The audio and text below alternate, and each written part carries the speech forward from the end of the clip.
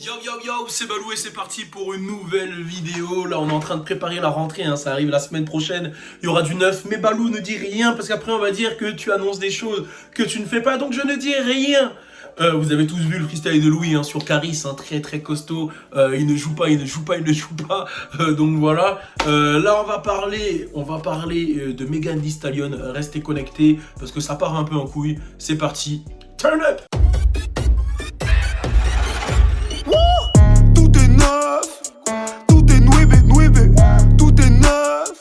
Alors on va parler de Megan Thee Stallion, vous le savez, Megan Thee Stallion, très grosse artiste, qu'on a eu la chance d'interviewer avec Alisha déjà l'année dernière, avant même que y ait tout cet engouement autour d'elle.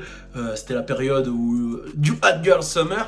Donc ouais, là ce qui se passe, c'est Bresson un peu dans ce game, et tout part un peu en couille. Alors vous le savez, ça a commencé quand Tory Lanez a été accusé d'avoir tiré sur Megan Thee Stallion. Enfin, à la base, elle s'est fait tirer dessus, on savait pas c'était qui. Ensuite, il y a eu des membres de l'équipe ou des proches de Megan Thee Stallion qui ont accusé Tory Lanez. Le doute a plané pendant un moment. Megan Thee Stallion dernièrement a fait un live où elle a dit les choses, clairement. Et depuis qu'elle a dit les choses, tout part en couille. Alors, il y a des blogs, des médias ou même des proches qui essayent de faire en sorte que la faute,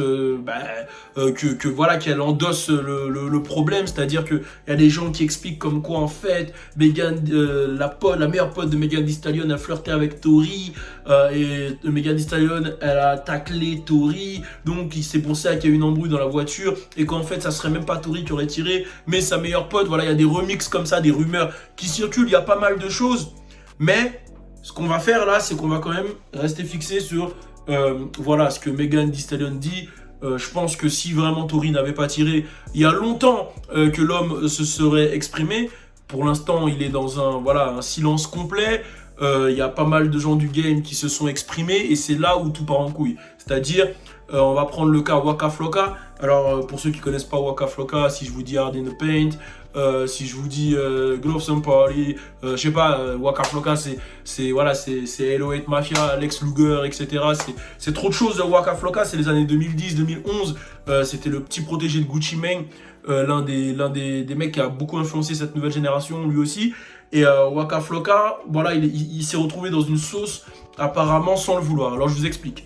Il y a Academix qui a posté la photo d'un jeune rappeur qui s'exprime et qui dit n'oubliez pas que Megan Thee Stallion fait 1m80 et que Tory fait 1m60. Donc elle aurait pu très bien le frapper avant. On ne sait pas ce qui s'est passé. Attendons d'avoir la version de Tory pour juger. Et il y a Waka Flocka qui a posté un emoji où il met le emoji 100, tu vois, 100 en rouge, là. Il écrit le chiffre 100. Ce qui signifie 100 et ce qui signifie je suis 100%, genre c'est validé, tu vois. Et là, il y a Megan Thee Stallion qui a répondu derrière, qui a attaqué un peu le niveau cérébral. On savait pas c'était destiné à qui, mais il y avait clairement écrit que voilà, c'est des mecs qui vont pas dépasser le collège, etc. Elle a répondu ça sur le post d'Academix. Et il y a le média The Shade Room, l'un des plus gros médias qui parle de clout, etc., de buzz, de trucs polémiques, etc. Attention, ça arrive.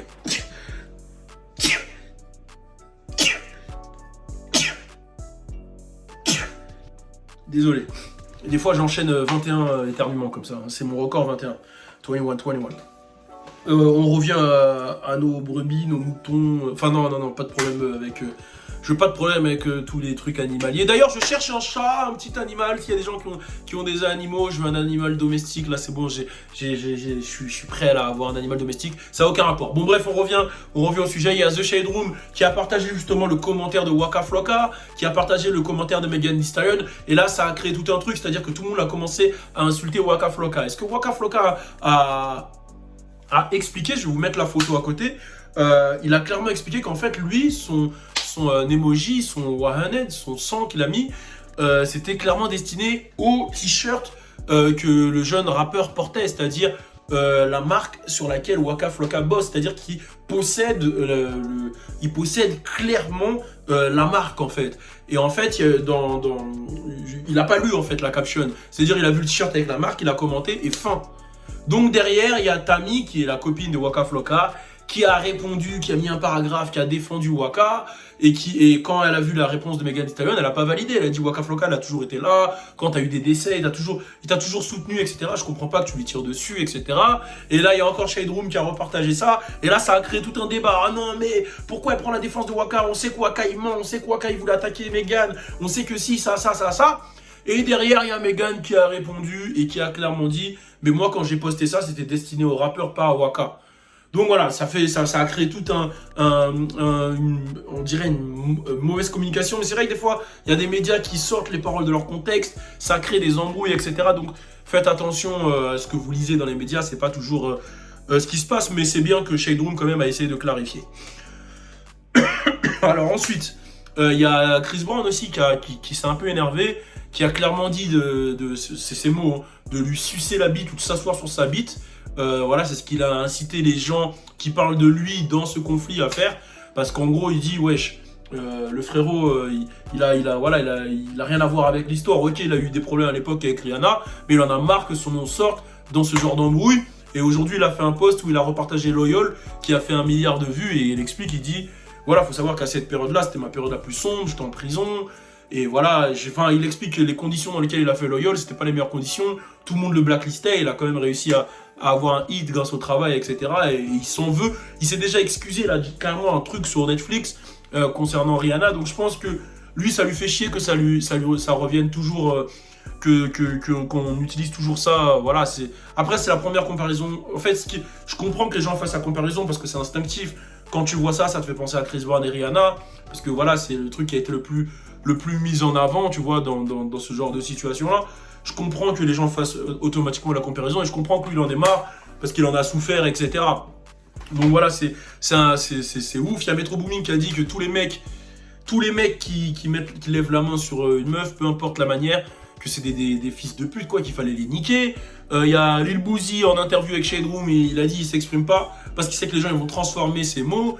Et là, ça prend vraiment une grosse proportion. Et il y a surtout le sujet de est-ce qu'il faut cancel Tory Lanez.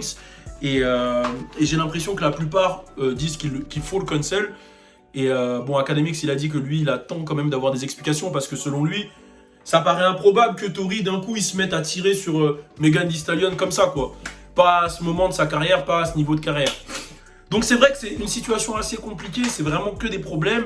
J'espère que ça va aller pour Megan Thee Stallion parce qu'il ne faut pas oublier, elle a un peu livré à elle-même, elle a perdu sa mère, son père, ses grands-parents, elle n'a plus personne de très proche pour la soutenir. D'ailleurs, il y a Maxo Cream, gros rappeur, grosse force à Maxo Cream de Houston, qui est très chaud, qui s'est exprimé et qui a dit comme quoi lui, il savait que Tory Lanez c'était un fuckboy et il a expliqué un bolos, c'est ce qu'il a dit mot pour mot.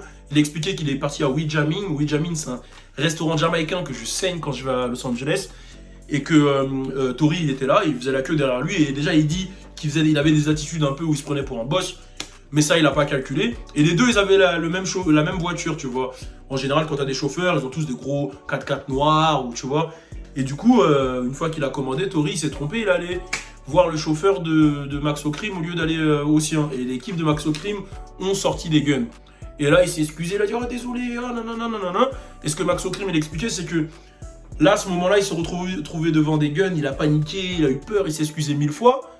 Il comprend pas cette attitude qui est non gangster, et il comprend pas qu'un mec comme ça, qui agisse comme ça, derrière, puisse faire le gangster avec des meufs et leur tirer dessus. Et il a invité tous les OG d'Houston à le blacklister. Lui, il a dit qu'il était proche de l'équipe de... Non, c'est pas lui qui a dit ça, c'est un autre OG de Houston. Mais bref, en gros, il y a beaucoup de gens du game qui ont vraiment pas validé ce que Tory a fait. J'ai l'impression que ça va être vraiment compliqué pour lui. Il va vraiment falloir que, s'il revienne, il ait une explication réelle. Il va falloir que l'explication tienne la route parce que moi, pareil, les violences contre les femmes, je ne peux pas tolérer 0. J'ai été... Voilà, franchement, ma mère, elle a fait 80% de mon éducation. Bon, pas 80, mais il y a eu le daron aussi, mais j'ai plus été que ma mère et je peux même pas imaginer ça une demi-seconde. C'est pas dans mon éducation et j'arrive pas à comprendre, donc voilà. Donc voilà, c'est mon avis, n'hésitez pas à réagir. On est ensemble, c'est Balou, semaine prochaine. Turn up! Tout est nouébé. Nouveau concept, nouveau concert sur le CV. Tout est neuf.